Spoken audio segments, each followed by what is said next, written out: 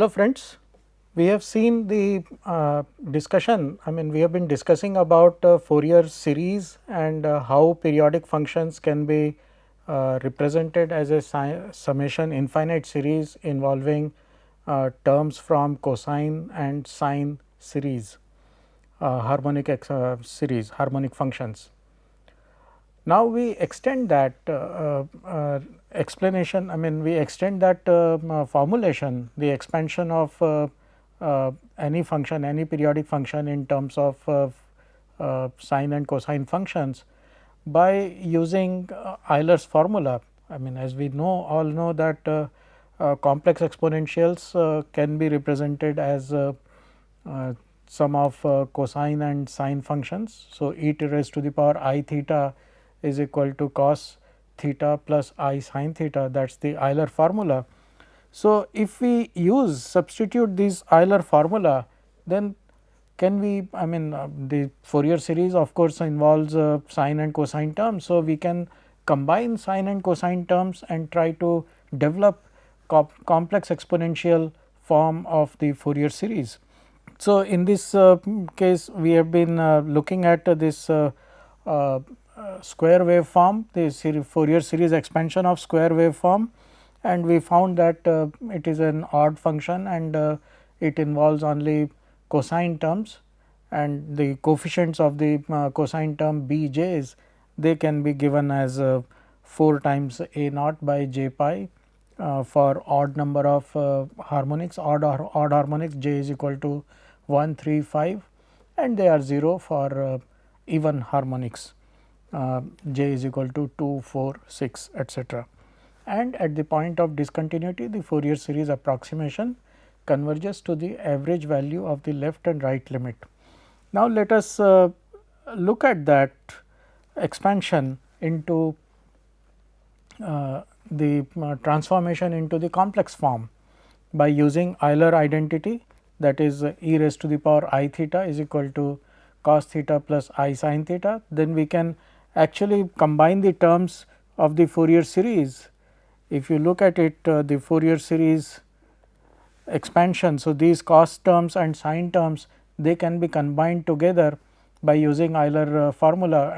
Cos theta, cos j omega naught t can be represented as average of two complex harmonics, complex exponentials, that is e raised to the power I times j omega t and plus e raised to the power minus I times j omega naught t, and average of that would be cos j omega naught t.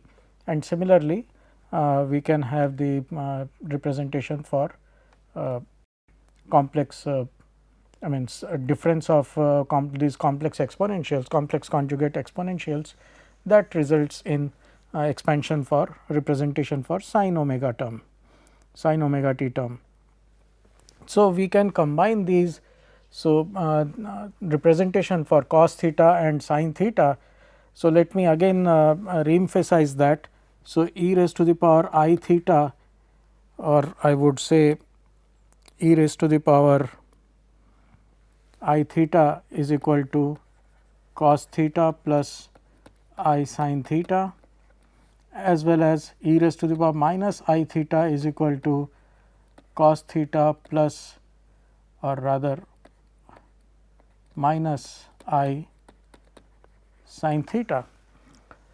So, if I add these two terms, then I get e raised to the power I theta plus e raised to the power minus I theta is equal to 2 cos theta, and this leads to cos theta is equal to 1/2 of e raised to the power I theta plus e raised to the power minus I theta. And similarly, if I take the difference of these two complex exponentials, so e raised to the power I theta minus e raised to the power minus I theta is equal to twice I sin theta. So, that gives me sin theta is equal to 1 over twice I e raised to the power I theta minus e raised to the power minus I theta. So, I use these two expressions in the Fourier series expansion, replacing theta by j omega naught t, and I have this complex representation, and that I use substitute in the Fourier series, and that gives me that brings us to this particular formulation. So, that will be from j is equal to 1 to infinity. So, this is of course the constant term. So, all terms involving cosine and sine, they can be represented as a positive exponential and a negative exponential, and terms a and b can be combined. Now, little bit of arithmetic, and we can actually now look at it that this can be represented as e raised to the minus j omega naught t can be represented as, can be thought of as e raised to the power I j omega naught t with j range extending to minus range with the j index going into the negative range. And once we accept that, then this brings us to the next formulation. So, we can substitute this Euler identity and coefficients for cosine and sine terms in terms of sum of complex exponentials and difference of complex exponentials, and that Fourier series can be represented in this form. Now, if you look at it, these are two terms of complex exponentials, one involving positive power and other involving negative power, and j is an index. So, this e raised to the power minus I j omega naught t, that can be considered as belonging to negative values for index j, and with that interaction, with that interpretation, this entire thing can be combined together, and this summation can now extend from minus infinity to plus infinity with j is equal to 0 accounting for this constant term as well.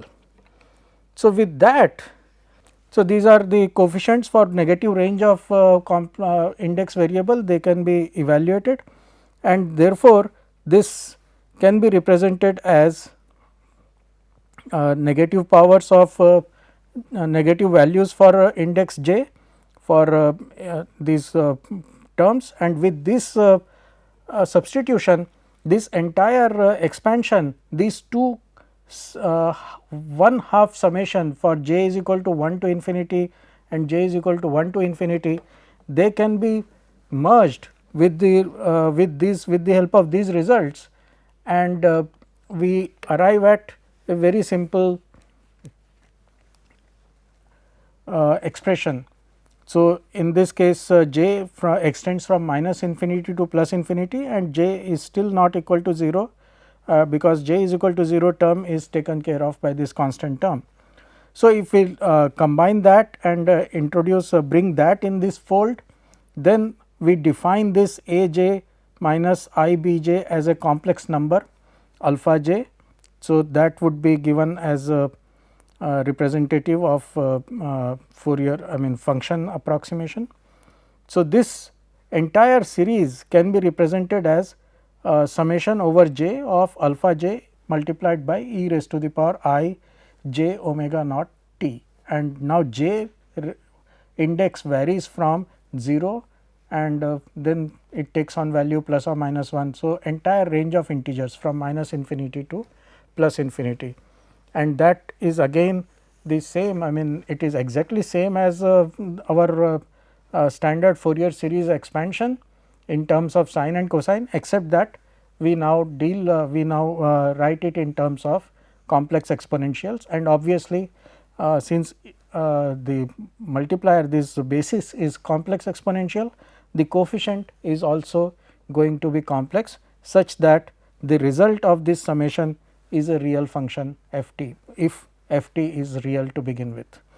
Then now alpha j can be computed using again from the original function. So, instead of computing different coefficients a j and b j separately and then combining them together, the complex exponential coefficient alpha j can be directly computed by using by taking this e raised to the power, I mean the multiplying this alpha j term multiplied by e raised to the power I j omega naught t. So, that will cancel out this term one particular harmonic, and we will get the jth coefficient of this series, and that will fetch the desired coefficient averaged over the period t naught of the periodic wave. So, integration over one period f t multiplied by e raised to the power minus I j omega naught t, and this changes, this holds for all values of j ranging from minus infinity to plus infinity, and we will have appropriate value of coefficient alpha j. So, the bottom line, the key takeaway from this discussion and preceding discussion is that a periodic function in time domain, if a function is periodic in time domain, so far we have always we have been discussing only periodic functions, and a periodic function in time domain is characterized by a discrete set of coefficients or a discrete sum of different frequencies and higher fundamental harmonic and higher harmonic. So, these are all for j is equal to the Fourier transform, this alpha j is defined for j is equal to some integer multiple of omega naught, that is the basic harmonic that depends on the period of oscillation, period of the function. So, 2 pi over t naught, that is the fundamental harmonic omega naught, and these are the discrete harmonics omega naught, 2 omega naught, 3 omega naught, and so on, positive, negative, all. So, these are the discrete frequencies, and these only these frequencies will have composition, and that is an important takeaway, that any periodic function in time is going to have a discrete representation, discrete frequencies in frequency domain or Fourier domain. So, that is one key aspect, and that we will come back to, we will come back to this particular result again after some time. Now, let us look at the extension of this particular definition. Fourier series, as we have seen, is it is defined for periodic function which is finite, and it has a finite energy signal, and such that it has only a countable finite number of discontinuities, and the series converges to the average value of the discontinuity within the period. Now, let us take the extension, I mean little limiting process, that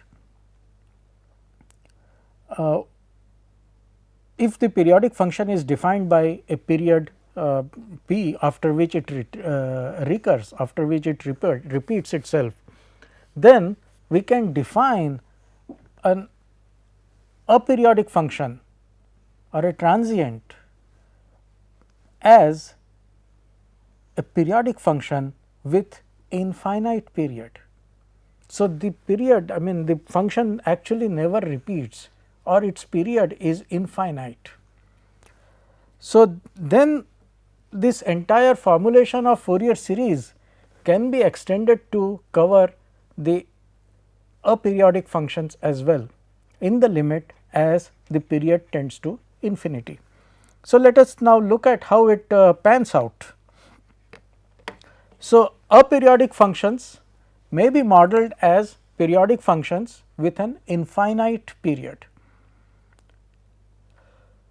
So, it is essentially saying that this function never repeats. So, whatever we have seen, that is it, there is no way it is going to repeat again. So, as period t naught approaches infinity, the finite frequency increment, that is omega naught, the frequency fundamental frequency that was given as we computed it as defined it as 2 pi over T naught, that approaches an infinitesimal let us say d omega, because as T naught tends to infinity. So, as omega naught is defined as 2 pi over T naught. So, as limit T naught tends to infinity. So, 2 pi by T naught approaches infinitesimal d omega. So, this is an infinitesimal number.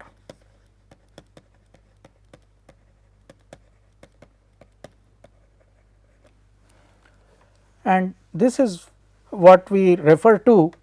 So, this multiples of omega naught. So, j omega naught for j ranging from minus infinity to plus infinity. So, and multiples of infinitesimal. So, d omega adding on to itself repeatedly. So, this transforms into a continuous variable. So, instead of having discrete frequencies here, we now have omega ranging from minus infinity to plus infinity. So, it is a continuous variable over the entire range. So, instead of discrete frequencies, we now have it defined over the complete range. And we also have Fourier transforms that are f at j omega naught is equal to alpha j times T naught. So, alpha j is again given as 1 over 2 pi f j naught, and that is the definition that we have from the previous derivation for alpha j complex interval. And considering the limit T naught, I mean the period extending to approaching infinity, then this omega naught, the fundamental harmonic, it approaches d omega, and j omega naught approaches continuous variable omega, and then the summation Fourier series converges to or approaches the integral form. The summation approaches the integral form, and that is what we call as Fourier transform.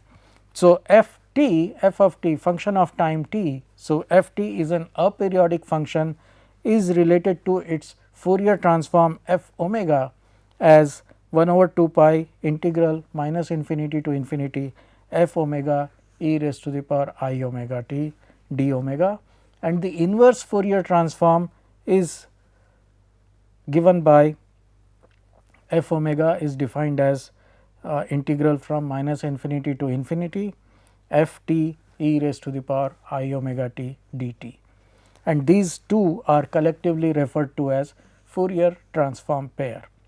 So, essentially we approached the Fourier transform definition starting from the Fourier series representation, and then defining casting Fourier series for periodic function in terms of the complex exponentials, and then relating that complex exponential and through this limiting operation that as the period tends to infinity, then the discrete frequencies they merge into a continuum, and the summation approaches an integral term, and that is how I mean this is the most appealing way of deriving Fourier transforms. Of course, there are more rigorous ways of doing that, but coming from Fourier series has its specific appeal that starting from something that we know, we can extend that concept to through process of standard process of mathematical limits.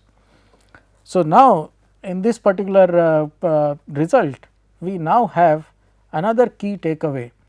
An aperiodic function in time domain is characterized by continuous function in frequency domain. So, f t is an aperiodic function and it is represented in frequency domain as a continuous function of frequency f omega. F omega is a continuum, and these two, this as well as the previous one, that for discrete frequencies we need a periodic function, and any aperiodic function has to have a continuous Fourier transform. So, now how does Fourier domain representation of an aperiodic function compare with that of an analogous periodic function? So, for example, if we take this same example as that of square wave, but except that we now consider only one period of the wave, and outside one period the waveform is essentially 0.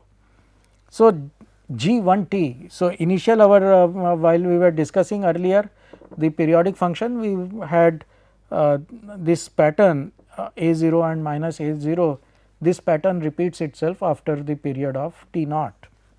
So, it is an infinite periodic waveform, square waveform. But now we only look at one period, and outside this period the function is identically 0 everywhere for all times t. So, its Fourier transform we can compute by the standard definition. We can straight away take A1 G1 t multiplied by e raised to the power I minus I omega t dt, integrate it from minus infinity to plus infinity. So, outside this domain of course, this integral is 0, and that brings us to this particular integral interval. So, minus t naught to 2 t naught by 2 to 0 and 0 to t naught by 2, and we can evaluate this integral, and we can find this, these are the Fourier amplitudes that we have. So, we have this we know that this amplitude Fourier transform. So, we are plotting here only the modulus of the Fourier transform complex number with respect to frequencies. Now, as we know from the previous result that for a periodic function it is going to be continuous function, and this is what that continuous function is. So, the Fourier amplitudes. But what is interesting is I also have plotted these constant discrete values of frequencies, different frequencies of the corresponding periodic function.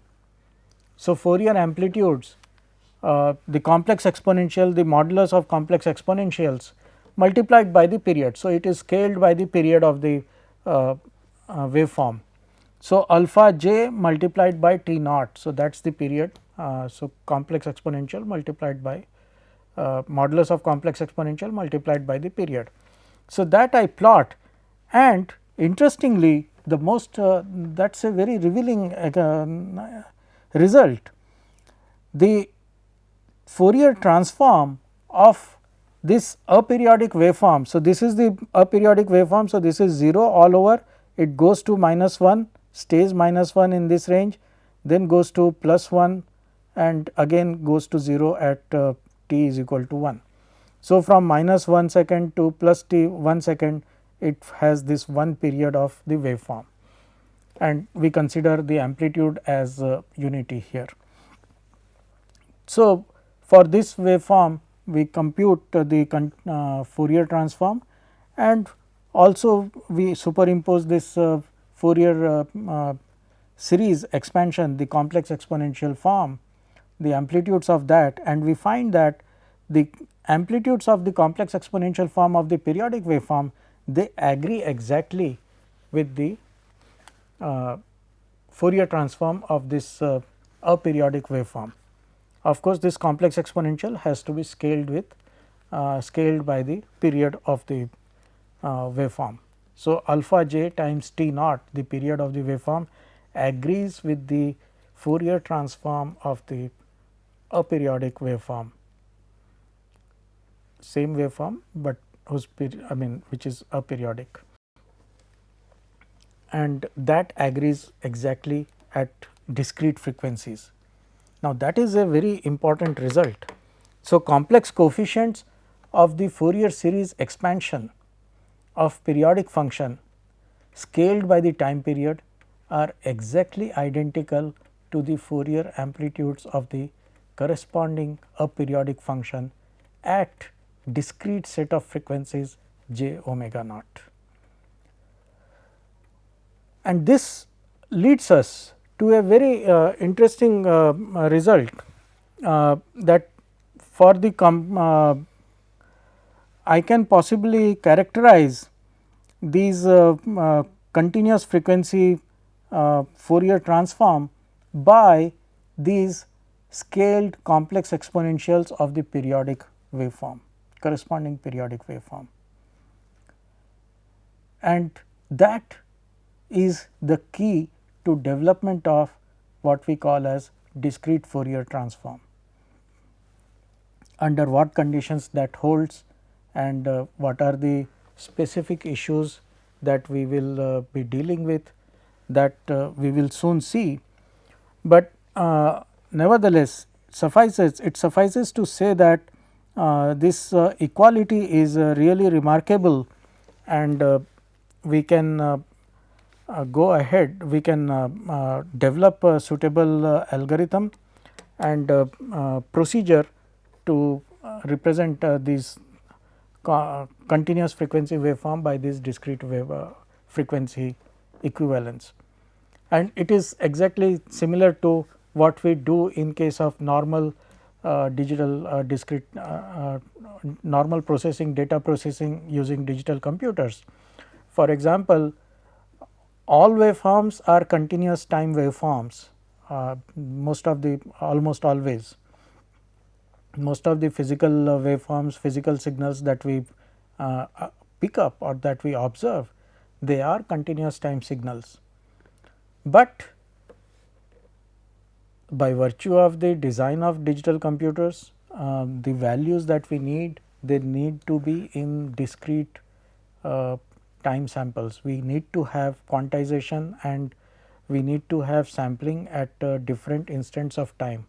So, we cannot have, a digital computer cannot deal with a continuous function, it can only deal with a set of data or the vector or matrices of a discrete data set. So, we need to approximate the continuous waveform by using discrete time samples, and that particular aspect, discrete time samples, that brings us another dimension, completely different dimension to this whole discussion of Fourier series.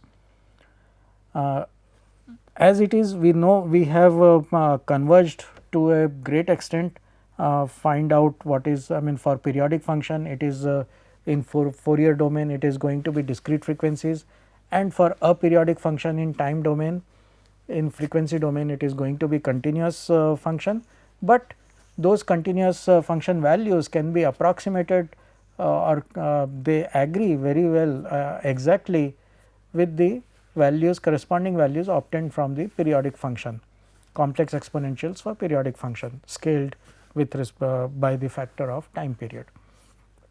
So, this is pretty much settled, and this is fine, but the problem is this waveform that we have, continuous time waveform, this is not available. So, for computation what we have instead is discrete values at some delta t, some interval apart. So, what do we do with that, and what are the implications of that, and how do we first generate those discrete samples? So, these are some of the aspects which have their roots, lot of time and effort has gone into study of these phenomena, apparently very innocuous operation of instead of having these continuous time waveform, by replacing them by closely spaced samples, just the data points. We do that normally during a practical any kind of observation while we were preparing graphs and plots. That is what we do, we observe for certain x value, we observe corresponding y value and then mark the point and then join the curve, and that curve is a continuous curve. So, this is something that we routinely do, but for processing on a digital computer, this kind of sampling at discrete time instants has its own what should I say, vagaries or peculiarities, and that in turn has implication on this Fourier transform calculation that we have actually arrived at. For example, this Fourier transform that we had defined here, again we need to go back to the summation, because there is no way this g 1 t is not defined as a continuous function of time, it is only defined as discrete samples. So, these integrals will again have to be computed as a accumulation. So, kind of like quadrature. So, this is essentially same as quadrature, definite integral. So, we need to again go back to our numerical integration and discrete summation, accumulation of function values, summation, and that will have its own consequences, as we will discuss in our next lecture. Thank you.